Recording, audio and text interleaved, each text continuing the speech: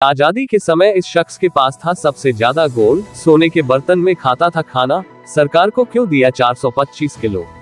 1965 में भारत चीन युद्ध के दौरान निजाम ने सरकार की योजना में 4.25 लाख ग्राम 425 किलो सोना निवेश किया था। इसका जिक्र पूर्व प्रधानमंत्री लाल बहादुर शास्त्री के एक भाषण में भी मिलता है।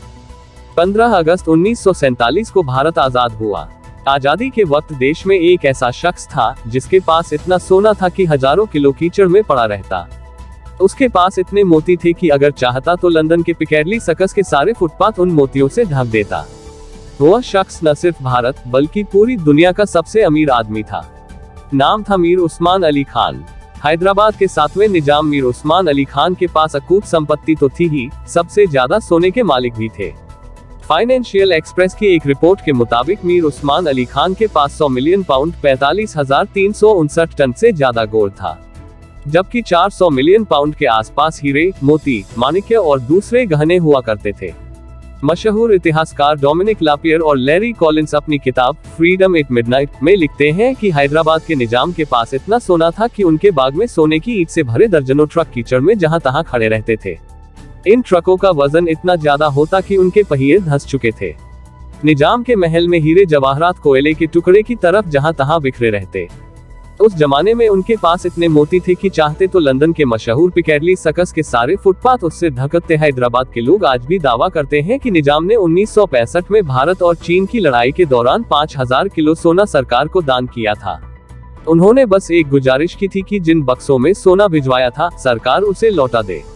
बहरहाल इस बात के कोई पुख्ता सबूत नहीं मिलते हैं कि निजाम ने इतना सोना नेशनल डिफेंस फंड में दान दिया था। हाल ही में प्रधानमंत्री कार्यालय पीएमओ ने एक आरटीआई के जवाब में भी इस बात से इनकार किया।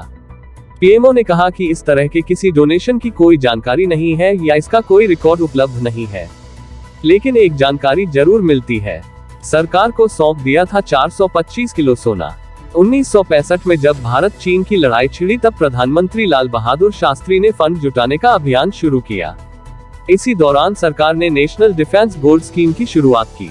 निजाम ने इस योजना में 4.25 लाख ग्राम 425 किलो सोना निवेश किया था। इसका जिक्र शास्त्री के एक भाषण में भी मिलता है। द हिंदू की 11 दिसंबर 1965 की एक रिपोर्ट के मुताबिक लाल बहादुर शास्त्री जब हैदराबाद आए तो निजाम ने एयरपोर्ट पर उनका स्वागत किया और दोनों के बीच कुछ बातचीत हुई। इसके बाद उसी दिन शास्त्री ने एक रैली को संबोधित किया, जिसमें उन्होंने निजाम को नेशनल डिफेंस गोल्ड स्कीम में 4.25 लाख ग्राम सोना निवेश करने के लिए बधाई दी। उस वक्त इस सोने की कीमत 50 लाख के करीब थी। डोमिनिक लापियर और लैरी कॉलिंस के मुताबिक निजाम के पास सोने के इतने बर्तन थे कि चाहते तो एक साथ 200 से ज्यादा लोगों को उन बर्तनों में खाना खिला सकते थे। 1947 में हैदराबाद के निजाम के पास करीब 20 लाख पाउंड से ज्यादा नकद रकम थी। फरवरी 1937 में मशहूर टाइम मैगजीन ने निजाम को दुनिया का सबसे रईस शख्स करार देते हुए अपने फ्रंट पेज पर छापा था। निजाम की अमीरी का आलम यह था कि वह 280 कैरेट के बेशकीमती जेकब हीरे को पेपर वेट की तरह इस्तेमाल किया करते थे। निजाम मीर उस्मान अली खान को भारत का पहला खरबप्ती भी कहा जाता है। साल 1911 में महज 25 साल की उम्र में निजाम की कुर्सी संभालने वाले उस्मान अली की उस वक्त की कुल संपत्ति अमेरिका की जीडीपी के 2% के बराबर थी।